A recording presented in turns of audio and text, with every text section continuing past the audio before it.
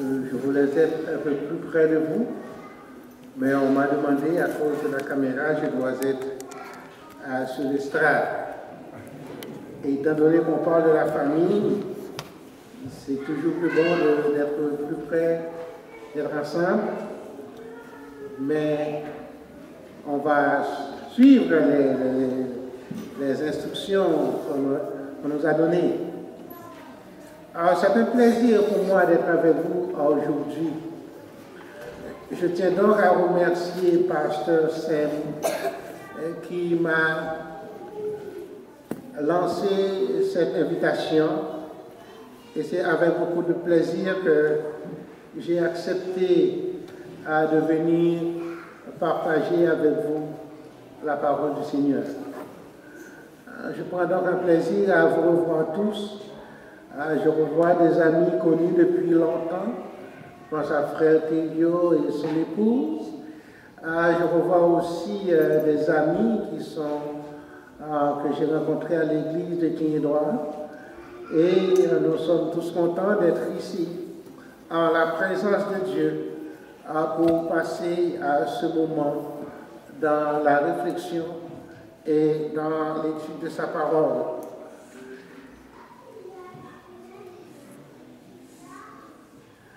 Je comprends bien que vous débutez une semaine sur la famille. Et c'est un plaisir pour moi de faire partie de ce programme. Et je veux donc présenter les félicitations à la direction de l'Église qui prend le temps pour se pencher sur la santé de la famille. Nous savons que la famille, c'est le noyau de la société et c'est le noyau de l'Église. Et si nous prenons soin des familles, c'est sûr qu'on aura une Église en santé. Donc, nous vous encourageons à vraiment prêter attention à certaines pensées que je vais partager avec vous. Le titre de notre présentation ce matin, c'est « Le mariage selon le dessein de Dieu ». Le mariage selon le dessein de Dieu. Mais bien avant que je partage des idées avec vous de la part du Seigneur, prions ensemble. Notre Père Dieu des cieux, nous voulons garder le silence en notre cœur en cet instant et que ton esprit nous parle et que nous puissions entendre ta voix. Et qu'ainsi nous puissions suivre tes ordres, marcher selon ta parole et refléter l'image que tu veux que nous reflétions. Nous plaçons sous l'égide et sous la direction du Saint-Esprit ces moments de réflexion et de prédication, et que ton peuple soit béni et que l'inspiration nous vienne d'en haut. Nous t'en prions en Jésus pour ta gloire. Amen. Le mariage est l'un des dons les plus merveilleux et les plus durables que Dieu a fait à l'humanité. Et ce plan divin a été révélé à Adam et Ève dans le jardin d'Éden. Et ce plan a été décrit de façon succincte dans Genèse chapitre 2 et les versets 18 à 24. Le verset 24, par exemple, contient seulement 22 mots. Mais ce verset décrit la dynamique qui définit le mariage. À partir de ce verset, nous avons appris que le mariage est un acte en 3 mouvements. Il y a un mouvement de détachement. L'homme quittera son père et sa mère. Il y a ici un mouvement de détachement. Il y a aussi un mouvement d'attachement. L'homme quittera son père et sa mère et s'attache à sa femme. Un mouvement d'attachement. Ensuite, il y a aussi un acte d'union absolu et permanent. Et s'attachera à sa femme. Et les deux deviendront une seule chair. C'est dans cette optique que nous devons comprendre le mariage en tant que peuple de Dieu. Et si nous tournons dans Genèse, chapitre 1er, le verset 26 à 27, on va tourner dans ce passage bien rapidement. Genèse, chapitre 1er, verset 26 et 27, il dit, « Puis Dieu dit, faisons l'homme à notre image, selon notre ressemblance, et qu'il domine sur les poissons de la mer, sur les oiseaux du ciel, sur le bétail, sur toute la terre, et sur tous les reptiles qui rampent sur la terre. Dieu créa l'homme à son image, il le créa à l'image de Dieu. Il créa l'homme et la femme. » Remarquez bien, l'accent est mis ici sur l'image et la ressemblance. Dieu les créa à son image et à sa ressemblance. Dieu les créa en tant qu'unité pour refléter son image. Je comprends à partir de ce verset qu'il faut à la fois un homme et une femme dans l'unité pour véritablement refléter l'image d'unité qui existe dans la Trinité divine. Cela veut dire, lorsque nous critiquons notre conjoint, lorsque nous abusons notre conjoint, lorsque nous méprisons notre conjoint, lorsque nous développons une atmosphère de querelle ou de division dans le foyer, nous ne reflétons pas l'image de Dieu. Nous reflétons en réalité l'image de Satan et nous méprisons le dessein de Dieu pour le mariage. Ce verset nous indique aussi que l'homme et la femme ont été créés de manière absolument sur un terrain égal. Les deux étaient placés au sommet de la création de Dieu. Vous savez que Dieu avait tiré Ève des côtes d'Adam pour former Ève. Il y a cette pensée qui dit, si Dieu voulait que la femme domine sur l'homme, Dieu l'aurait tiré de sa tête. Or, si Dieu voulait que l'homme domine sur la femme, Dieu l'aurait tiré la femme de ses pieds. Mais la Bible nous dit qu'il l'a tiré de ses côtes pour indiquer cette idée d'égalité. Encore, nous retrouvons la pensée de l'union permanente et l'union absolue. Mais de nos jours, les statistiques semblent dire que les croyants brisent les liens sacrés du mariage à peu près au même rythme que les non-croyants. Cela veut dire, s'il y a 50% de divorces parmi les mariages, parmi les non-croyants, il y a aussi 50% de divorces dans les mariages qui se font dans l'Église. Ok, les statistiques étant ce qu'elles sont, on ne va pas s'alarmer à cause de ces informations. Cependant, en disant ceci, nous devons réfléchir. Les statistiques nous disent assez pour nous faire réfléchir sur le déclin de la relation conjugale dans le foyer chrétien et aussi pour considérer comment pouvons-nous sauvegarder les valeurs spirituelles du mariage. Frères et sœurs, les efforts de Satan visent à pervertir l'institution du mariage et à en affaiblir les principes et à atténuer son caractère sacré.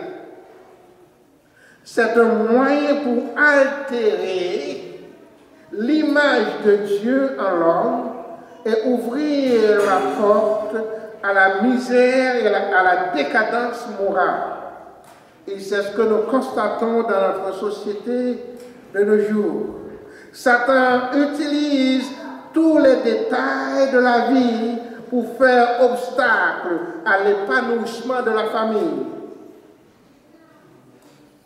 Mais le dessein de Dieu reste toujours le même.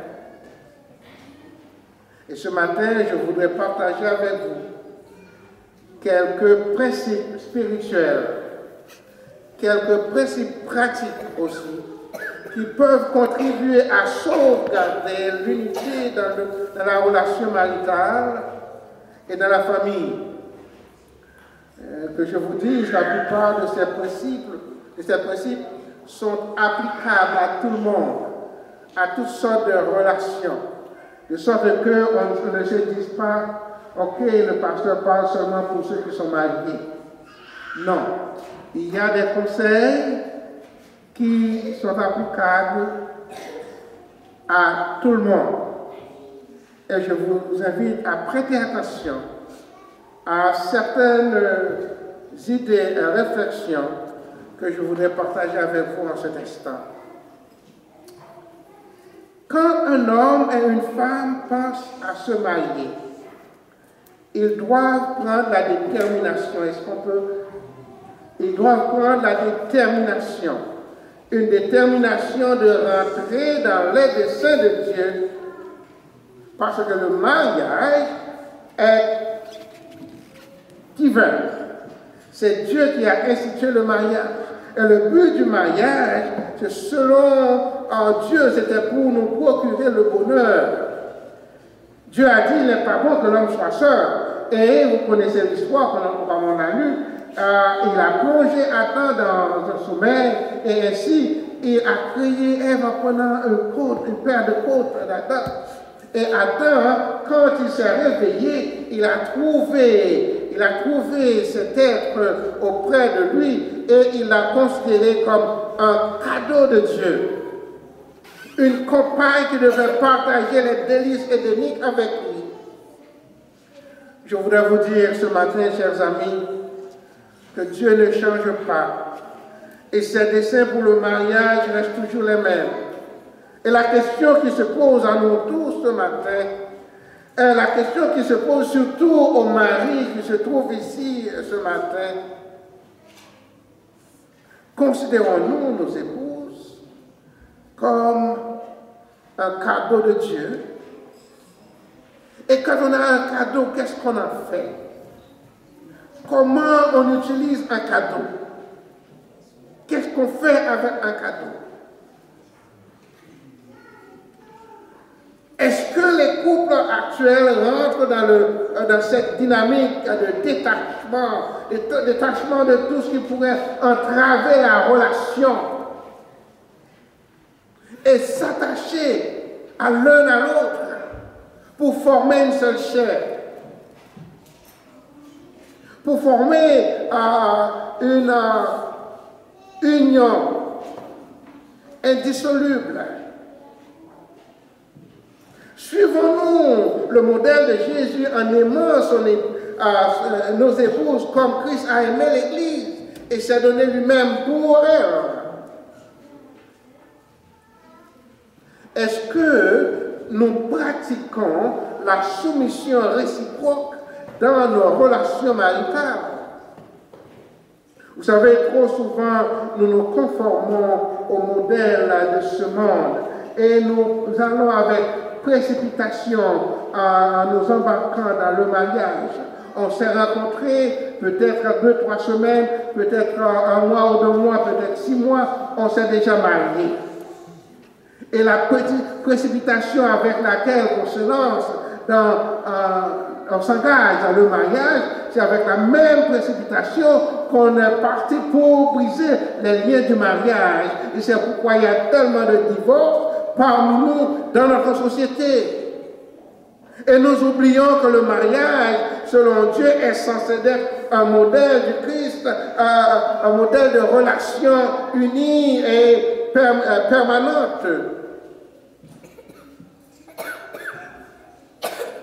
Notre objectif dans le mariage est de refléter le modèle que Christ a établi, est de refléter le modèle que Dieu a établi. On se marie de nos jours sans savoir pourquoi on se marie. On se marie pour toutes sortes de raisons, sauf pour la raison pour laquelle que Dieu a institué le mariage. C'est pourquoi ce matin, je vous encourage à penser à quelle détermination vous êtes entrés dans le mariage. Une autre détermination que j'aimerais que vous regardiez avec moi, c'est de marcher avec Jésus.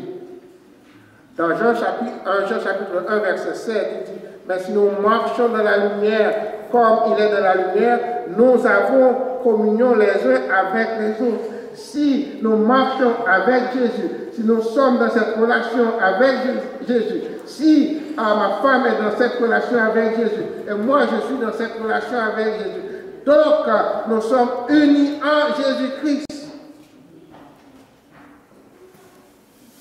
Et si nous sommes unis en Jésus-Christ, je vous assure que le divorce n'aura pas lieu parmi nous. Mais ce qui nous arrive trop souvent, et même trop souvent, nous avons de grandes cérémonies de mariage et nous ne pouvons pas vivre en harmonie après ceci. Je vous convie, chers frères et sœurs, à inviter Jésus dans le mariage. Et si Jésus prend part dans votre mariage, dans votre foyer, beaucoup de choses que nous disons, et beaucoup de choses que nous faisons pourraient changer et parce que la présence de Jésus est là. Il serait là comme un invité invisible dans le foyer. Vous vous souvenez, le premier mariage auquel Jésus a assisté, et ils étaient là et un problème s'est produit même dans la cérémonie du mariage, dans la réception. Il vint à manquer à de vin pour servir. Et Jésus s'est présenté, il était là pour faire un miracle. Et je voudrais vous dire que Jésus est encore disponible et il est là pour faire un miracle dans votre mariage pour vous préserver de l'embarrassement social.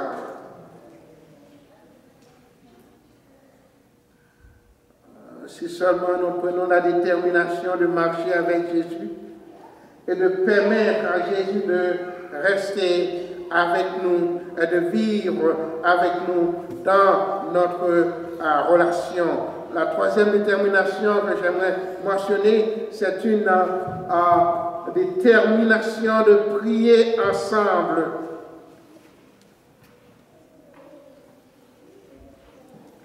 Quand nous prions ensemble, quand on s'entend pour prier ensemble, on s'accorde sur la terre pour demander quelque chose à Dieu, il nous le donnera. D'ailleurs, la Bible dit, et Jésus le dit, quand 2 ou 3 sont rassemblés à mon nom, je suis au milieu d'eux. Quand le mari et la femme se rassemblent pour prier ensemble, Jésus est là comme la troisième personne. pour nous aider et pour nous permettre de recevoir la réponse à notre prière. Maintenant, j'aimerais mentionner quelque chose ici.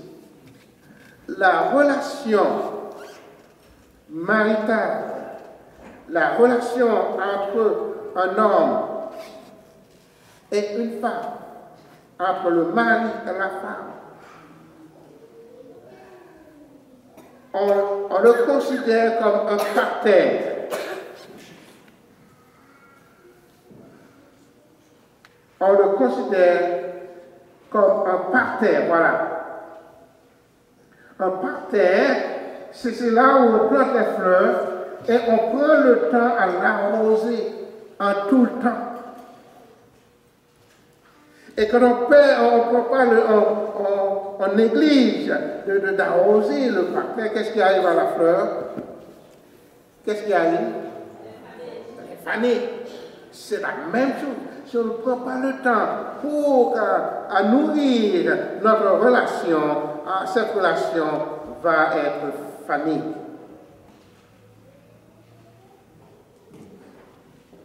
Et ça prend un effort pour exprimer l'amour et l'engagement entre nous.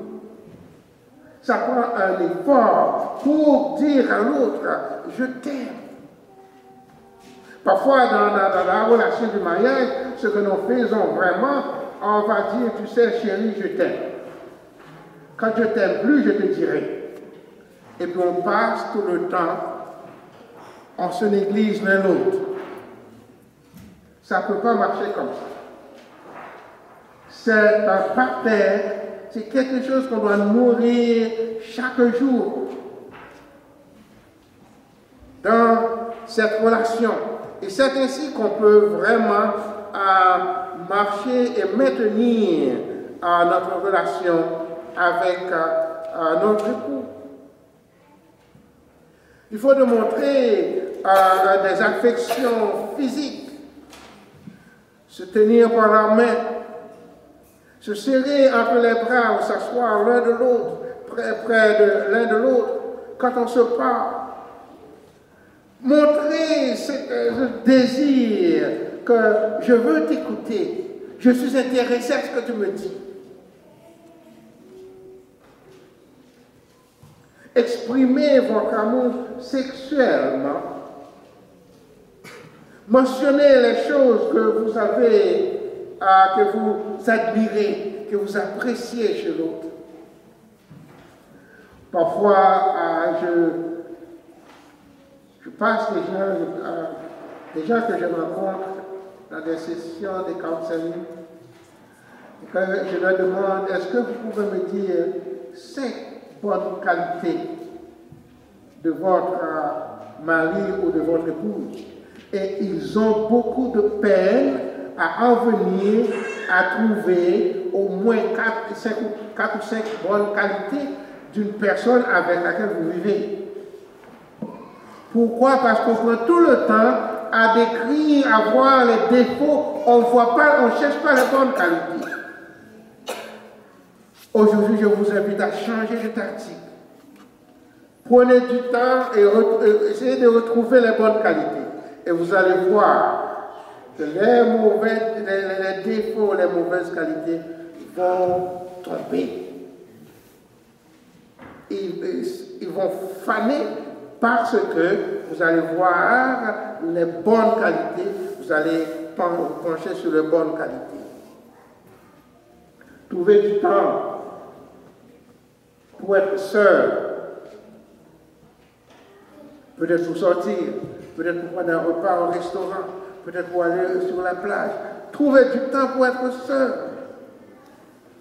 Tout cela peut aider à renforcer la relation du mariage et cela nous donne la joie à vivre ensemble, à s'aimer l'un l'autre. Maintenant, la question qui se pose dans le mariage, c'est que même si on fait toutes ces choses-là, mais il arrive qu'il existe des conflits. Que fait-on avec les conflits? Qu'en est-il des conflits? Laissez-moi vous dire que les conflits sont inévitables dans la relation du mariage. On ne peut pas vivre avec quelqu'un sans avoir des conflits. Je peux vous dire, si je demande à un couple qui me dit « Oh, moi, je n'ai jamais eu de conflit avec mon mari ou avec ma femme », je vais vous dire qu'il y a entre les deux, il y a un qui est un super hypocrite. Parce que vous êtes différents l'un de l'autre. Vous avez des personnalités différentes, le caractère est différent, les tempéraments sont différents. Donc, ces différences-là vont causer des conflits. Le conflit est inévitable dans la relation maritale. Si vous avez des conflits, là, ne vous découragez pas. C'est normal. Les conflits sont inévitables, je dis. Mais la querelle que le conflit peut entraîner est optionnelle. Est-ce que je peux répéter ça? Les conflits sont inévitables, mais les querelles sont optionnelles. Cela veut dire qu'on peut avoir des conflits, mais on peut choisir de ne pas avoir des querelles. On peut choisir d'apprendre comment on peut s'arranger, comment on peut interagir pour résoudre nos conflits. Je sais que je n'ai pas beaucoup de temps, mais je vais partager avec vous 10 commandements, 10 commandements de la résolution de conflits pour maintenir la relation dans la famille. Soyez patient, c'est le premier commandement. L'homme qui a... Non, reste avec le premier d'abord. Dans Proverbe 19, verset 11. L'homme qui a de la sagesse est lent à la colère et il met sa gloire à oublier ou à pardonner les offenses. Le deuxième commandement nous dit reste calme. Quand il y a un conflit, on va rester calme.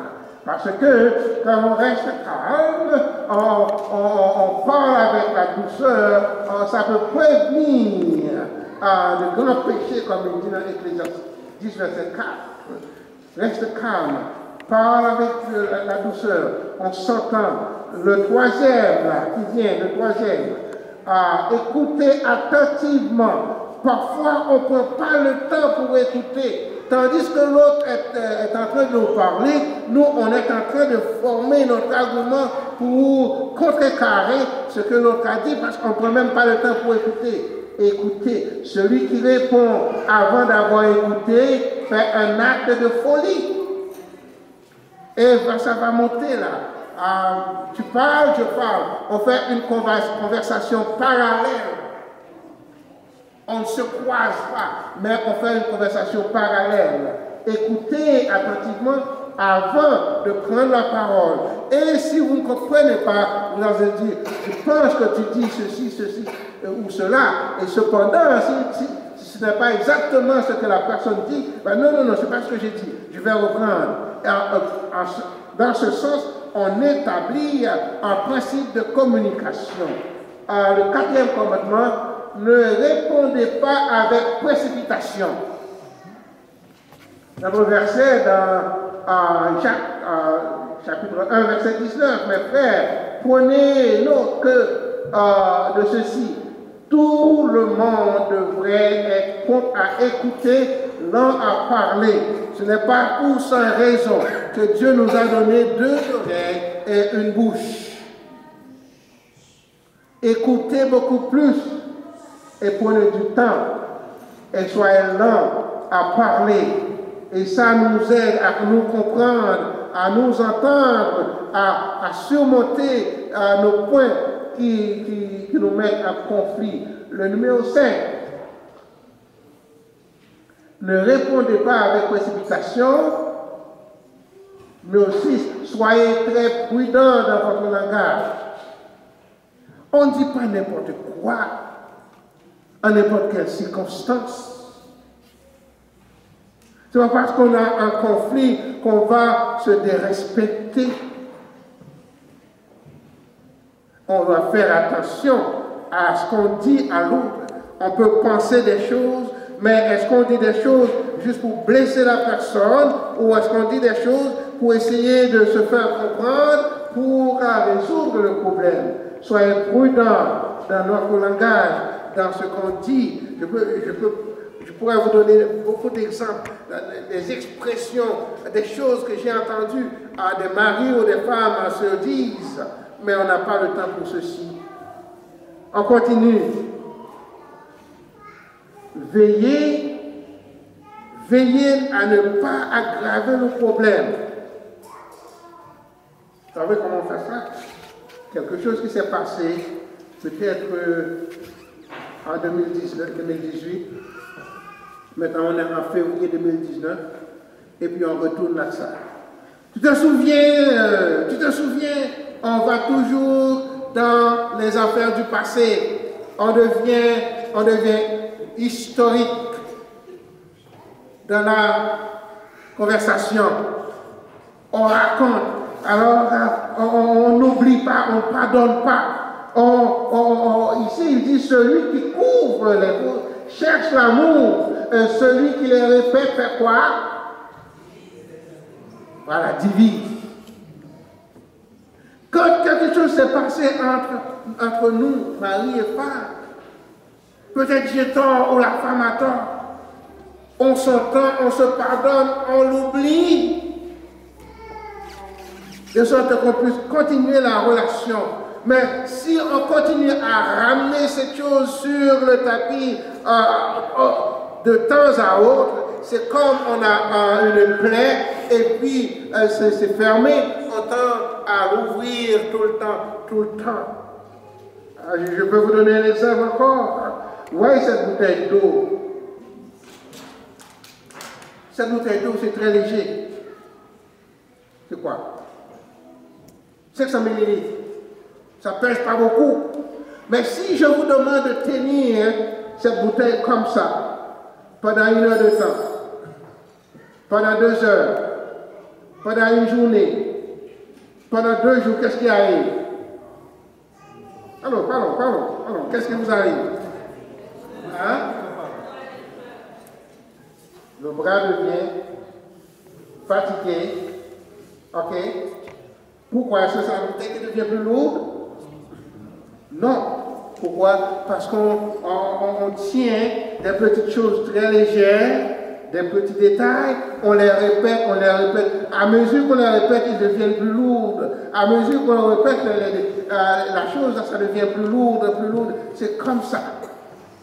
Et puis, sans le savoir, la petite chose devient une grande affaire. Et c'est pourquoi parfois, dans les rencontres avec les couples, je pose la question, quelle a été la raison de votre divorce? On ne peut pas le dire parce qu'on ne sait pas.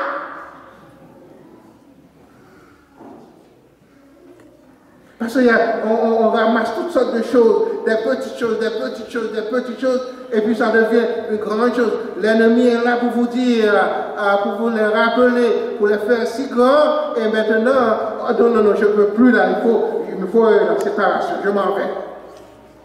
Et on ne peut pas vraiment vous dire, oh, j'ai un divorce parce que une phrase. Non, on ne peut pas faire une phrase. On raconte des histoires. Donc, veuillez ne pas aggraver le problème.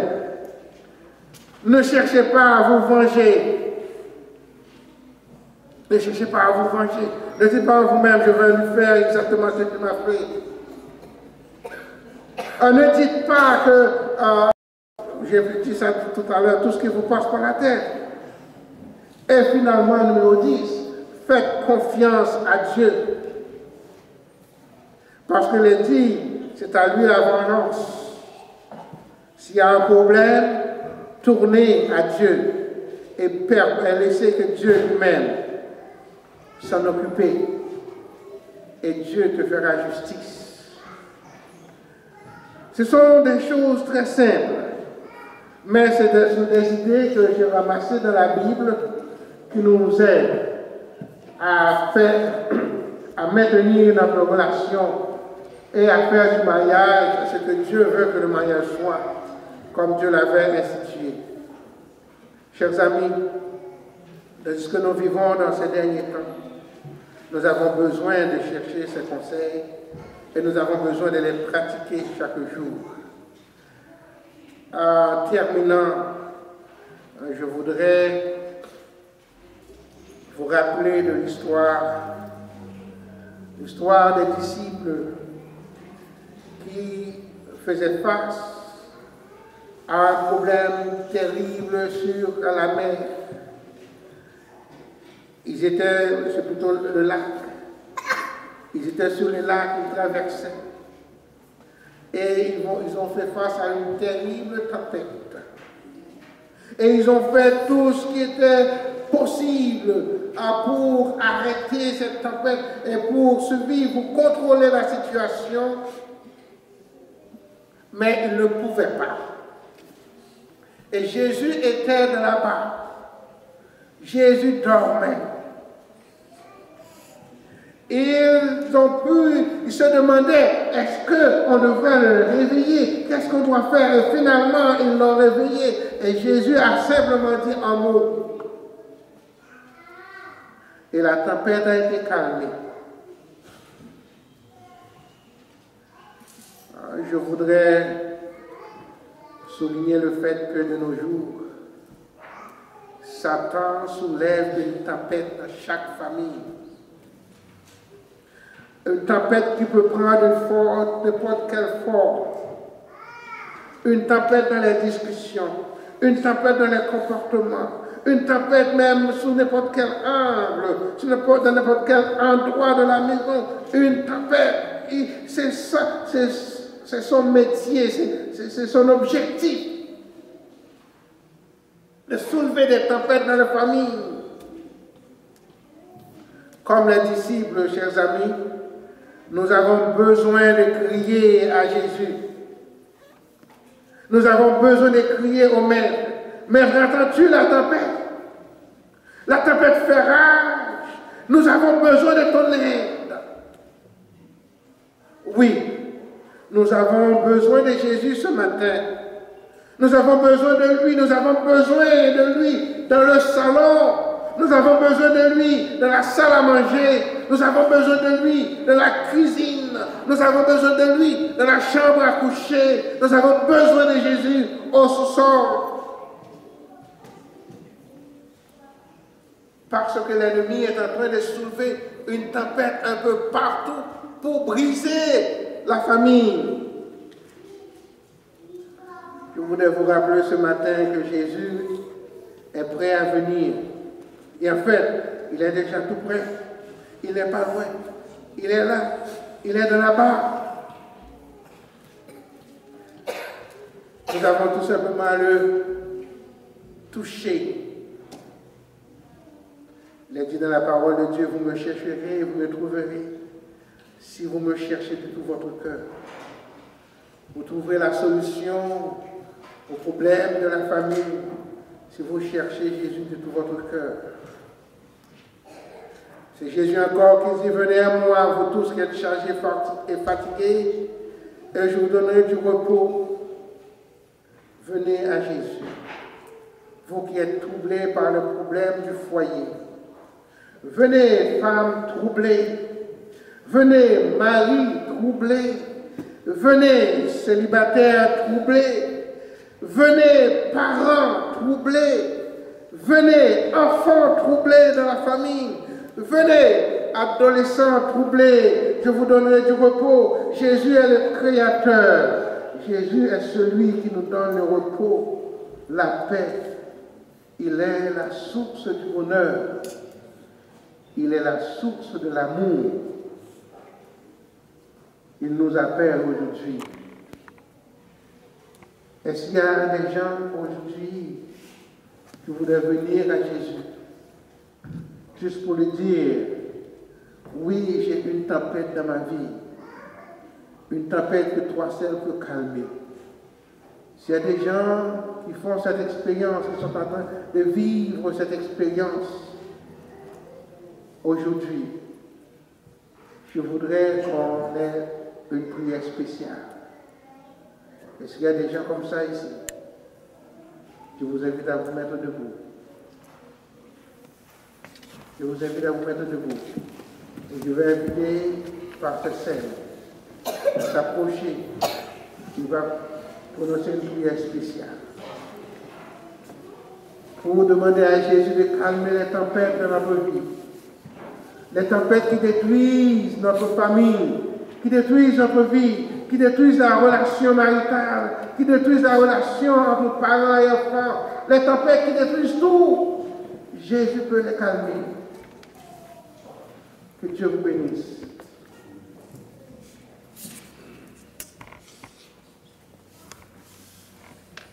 Notre Père, notre Dieu, merci pour le message de ce matin. Merci de ce que tu te présentes encore à nous autres comme la solution à nos problèmes. Tes enfants ont entendu ta voix et ont répondu à ton appel. Viens au temps de Père, calmer les tempêtes de nos vies, calmer les tempêtes de nos cœurs et amener cette paix que toi seul peux donner. Accorde-nous ta paix et reste à jamais dans nos vies, reste à jamais dans nos foyers et sauve-nous pour l'éternité, car nous t'en prions en Jésus pour ta gloire.